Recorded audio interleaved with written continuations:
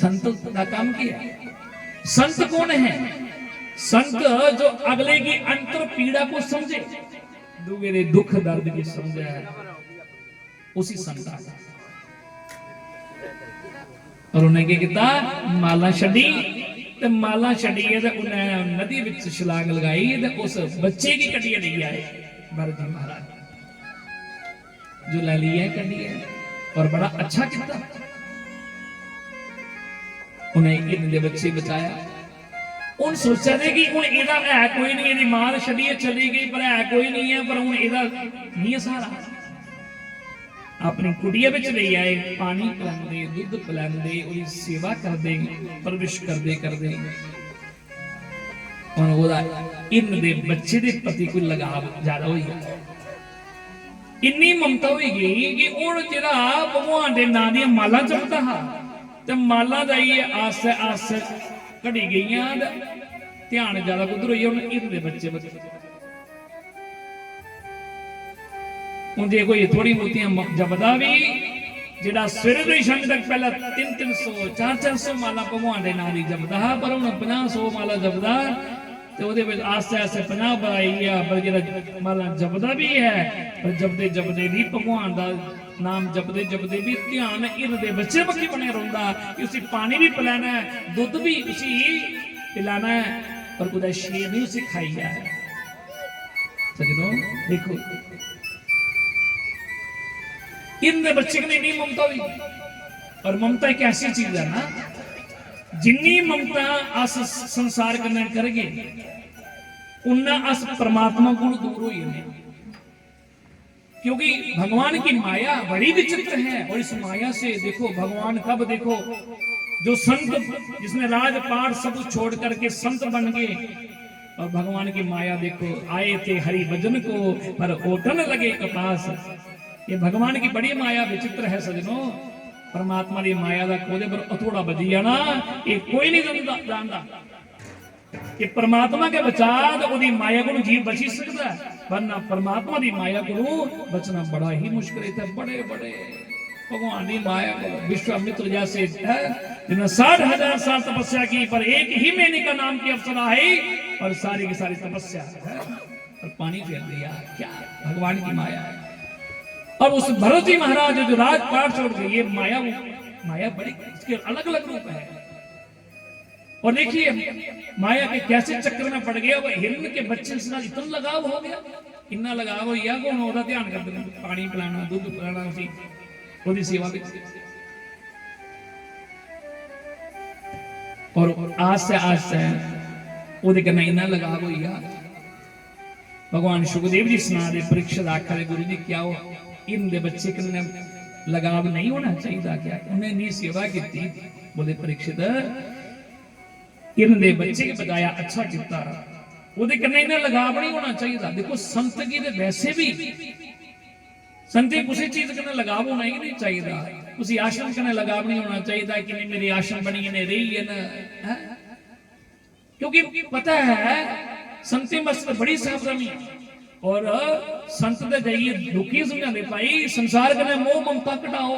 ठीक है मोह एक ऐसी चीज है, ममता एक ऐसी है जिन्नी ममता संसार कन्नै कर गई तो भाई इन्ना का परमात्मा को दूर हो जाए। प्रेम करो। देखिए प्रेम और मोह में अंतर है। प्रेम जो है हम ऐसे करें इन्हें करता है ठीक है जे परिवार में स्त्रियां ते बच्चे कन्नै प्रेम करो। ये समझिए कि बच्चे भी भगवान दे अस भी भगवान दे हाँ। महाराज आखा देगा ये गल ये गल अपनी गल सोची लगे हो कि मैं परमात्मा का हूं, परमात्मा मेरे हैं। जब तक हमारे अंदर समर्पण भाव नहीं आएगा, हम अपने आप को भगवान को समर्पित नहीं करेंगे, तब तक काम चलने वाला नहीं। क्योंकि भक्ति की 3 धारा है, विश्वास, संबंध और तीसरा समर्पण। और समर्पण होना चाहिए कि हम भगवान के हैं, भगवान हमारे हैं। और भगवान मैं भगवान हूं। जे एक पिता वो ये सोचा कि मैं भी भगवान दा और बच्चे भी भगवान दे, भगवान ने मेरी एक ड्यूटी लाई दी है तो मेरा काम है मैं अपनी ड्यूटी निभा दा।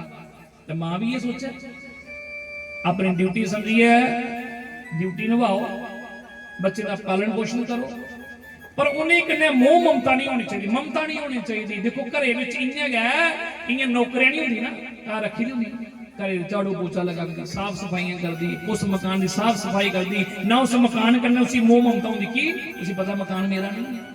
थोड़े बच्चे की परवरिश करा रही है, उन्हें रोटी बनाइए खिला रही है, भांडे मांजा दी, कपड़े तो वाली प्रेस करा रही है, बच्चे स्कूल भी गई है, छोड़ जाती है, पर उसी उन्हें बच्चे कन्नै प्रेम करती है, उसी मोह ममता नहीं होंगी उहदे नाल। क्यों?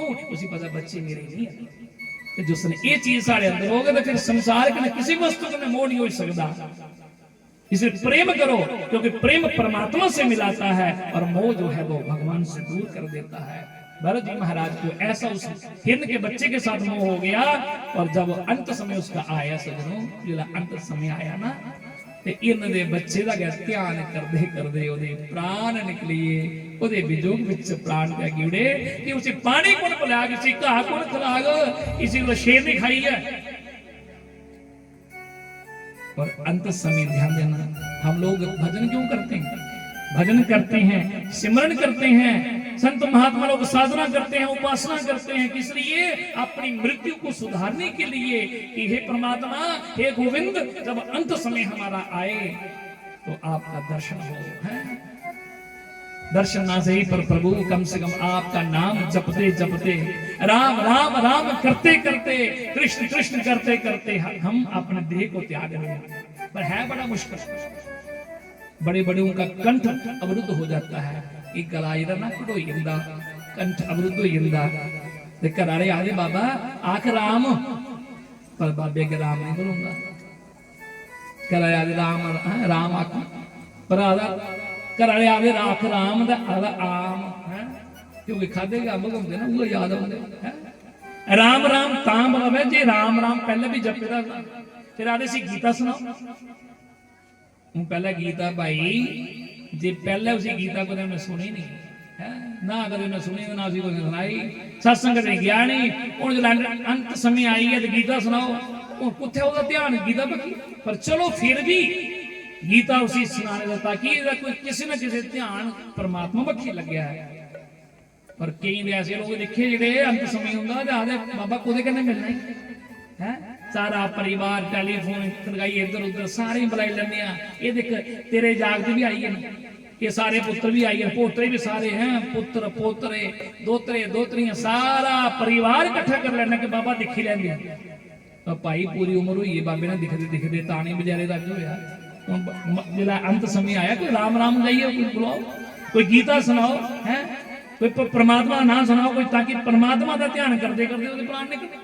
ताकि बाबा इन्हें तियां पुतरे तक जाइए ध्यान करते करते प्राण जाएगा, तो पीछे फिर मुड़िए वापस इधर जा, क्योंकि अंते यावती ताकती, अंत समय जोदा ध्यान करगे ना तो फिर परमात्मा ने प्रति मुड़िए उधर के भेजना। और ओदा भी यह हाल होया उस संत ने जिन्हें इनके बच्चे का ध्यान करते करते प्राण त्यागे, और परमात्मा से अगला जन्म के दे उड़िया, इन दा जामा दे उड़िया। देखो इन्नी साधना की, तपस्या की, पर ऐ मैं कर्म करते करते छोटी जी करनी को खुंजी आ। पर जो इर्ण बनया जन्म लेता, पर ज्यादा सब कुछ है, और बड़ा पछताया, सोचा परमात्मा ये क्यों है मेरे को, गलती होगी, उन पश्चाताप करा दिया। पर पश्चाताप करने का क्या फायदा, क्योंकि समय निकल गया, समय निकल गया, इर्ण दा जामा मिल गया, और कुछ कर ही नहीं सकता, याद सब कुछ है, पर किता के जा जंगल में हिरन देखने चली जाना।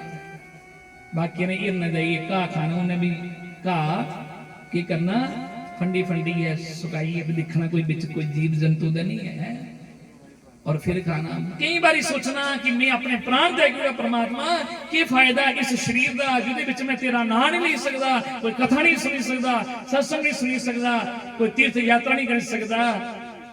पर उनका बथेरा पछतावा। एक दिन जंगल विच अग लगी, बाकी हिरन नठी पे, वो जरा संत जरा हिरन बने रहा, उन्हें अग्गी विच छलांग लगाई, मरदे वक्खी ध्यान किया, परमात्मा जे मेरी पिछली कोई भक्ति है, जे मेरी पिछली जे मैं कोई उपासना की भगवान, तो वो भक्ति का मिगी फल दे भगवान, कोई एक बारी मिगी इंसान का जामा दे।